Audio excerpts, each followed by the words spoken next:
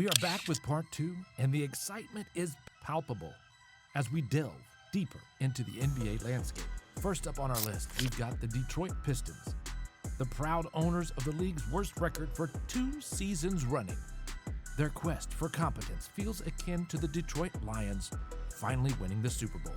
Massive, shocking, and somewhat miraculous. Get ready as we explore the potential drama and surprises that await this season. But hey, let's look at this through those classic red and blue tinted glasses, shall we?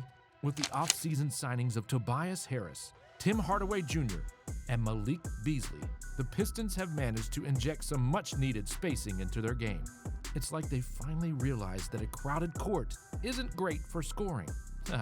Who knew? The returning roster is jam-packed with potential improvement paths, as we can see, and we can only hope the new head coach, J.B. Bickerstaff, can handle these developmental prospects better than his predecessor, Monty Williams. No pressure, right? This team could collectively grow this season, and if they do, it could work wonders for Cade Cunningham. The top pick of the 2021 draft has been trying to reach star status despite being surrounded by less than ideal conditions. With better spacing and more scores to share the load, this could finally be Cunningham's breakout season. Let's just hope he doesn't need to use a GPS to navigate his own team. Cunningham doesn't have to raise his output by much. We're talking about 22.7 points, 7.5 assists, and 4.3 rebounds last season to land in an all-star conversation, especially if Detroit can muster up a little bit of competitiveness. After finishing at the bottom of the league and still only snagging the number 5 pick in consecutive drafts, it might finally be their time to shine. So here's to hoping the Pistons can ditch the tanking routine and finally give their fans something to cheer about. Because let's be honest, they could use a win. And look what we have now. The Warriors have left no stone unturned in their quest to find Steph Curry a co-star. From dreaming big with long shot attempts to land LeBron James to their summer flirting with Paul George, they've put in some serious elbow grease for what has so far been a fruitless pursuit. It's almost like they've been throwing spaghetti at the wall and hoping something sticks. Let's just say they're still waiting for dinner. But what if the solution is right under their noses? Golden State might feel trapped in a sticky situation, wanting to capitalize on the remaining years of Curry's prime while lacking the star power to make it happen. But if Jonathan Kuminga takes the leap to stardom, things could get a whole lot easier. Now, we're asking a lot of a 22-year-old who's yet to secure a full-time starter spot and hasn't averaged more than 16.1 points in a season. But hold your horses. He's shown flashes of greatness. During a 13-game stretch last season, he averaged a jaw-dropping 23.5 points with shooting splits that would make any coach proud. 58.7% from the field, 43.8% from three, and 76.9% from the line. If that's not a teaser for a breakout, I don't know what is. Kuminga combines spring-loaded athleticism with some serious self-creation skills. And physically, he looks the part of an all-purpose stopper. Sure, he needs to work on consistency and should probably binge-watch some shooting clinics on YouTube, but the potential is there. If the Warriors can unlock that star power in him, their title-contending days might not be over just yet. So here's hoping Kuminga finds his rhythm, and the Warriors can finally stop playing the matchmaking game and focus on what really matters, winning more championships. After all, Curry deserves some help, and maybe Kuminga is just the partner in crime he needs. And of course, next up, we have the phenomenon known as Victor Wembanyama, who has entered the NBA with more buzz than a beehive in summer. Few prospects have commanded this level of attention since LeBron James strutted onto the scene.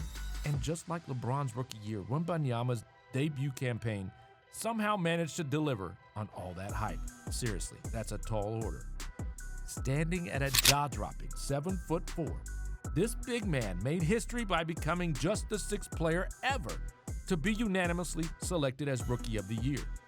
He didn't just dip his toes in, he dove right into the deep end. Wembanyama led the league in blocks, snagged a spot on the all-defensive first team, and was the runner-up for Defensive Player of the Year, all while navigating a roster that sometimes resembled a game of musical chairs more than a basketball lineup. And yet, he still managed to put up an impressive 21.4 points, 3.9 assists, and 1.8 three-pointers per game. Talk about a stat line. So what can we expect in his second season? Maybe something we've never seen before. No pressure, right? So Wembanyama wants to be more than just a shot blocker, a scorer, and a playmaker. He wants to do it all at once. Be the complete NBA player. Now that's some appropriately spooky ambition for this time of year. The allure of Wembanyama lies in his ability to be a 7'4" jack of all trades on the court, capable of doing it all. Sure, he has room for improvement, like boosting those shooting percentages and trimming down those turnovers. But let's not forget he's just a 20-year-old sophomore who's already light years ahead of the competition. With his sights set on greatness, the All-NBA first team isn't just a dream, it's a goal within reach. After all, it took LeBron 3 seasons to achieve that honor. So get ready, NBA fans. Wembanyama's second season promises to be nothing short of spectacular. And we're all just lucky enough to witness this show. Now let's move on and talk about Zion Williamson and Ja Morant. This dynamic duo, who were the first and second picks of the 2019 draft and once had the basketball world hanging on their every highlight. They've both risen to stardom, but here's the kicker. Neither one has quite made the leap to game-changer status just yet. In 5 seasons, they've managed only one top 10 finish in MVP voting between them. Morant snagged 7th place in 2021-2022. I guess you could say their MVP dreams are still on layaway.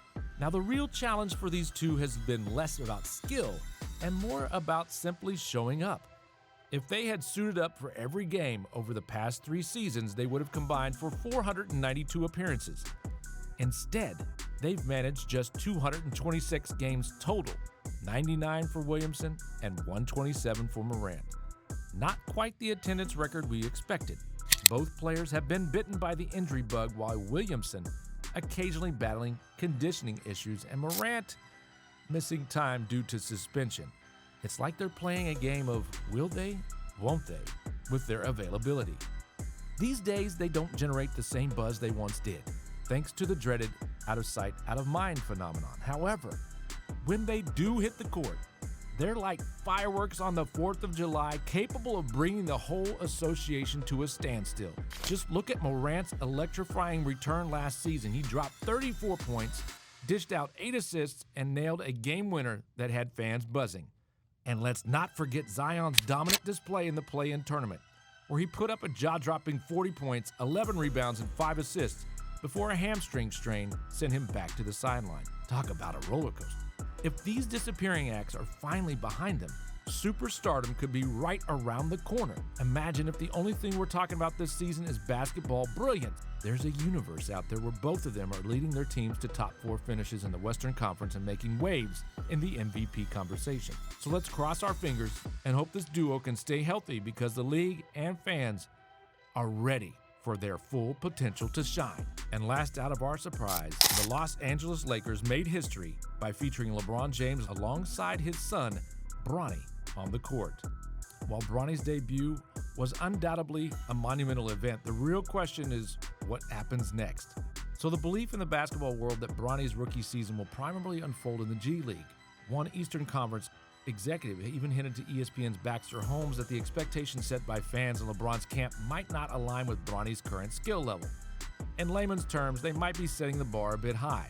Bronny's offensive game, especially his shooting, is still a work in progress. But could the Lakers be eyeing his defensive skills this season?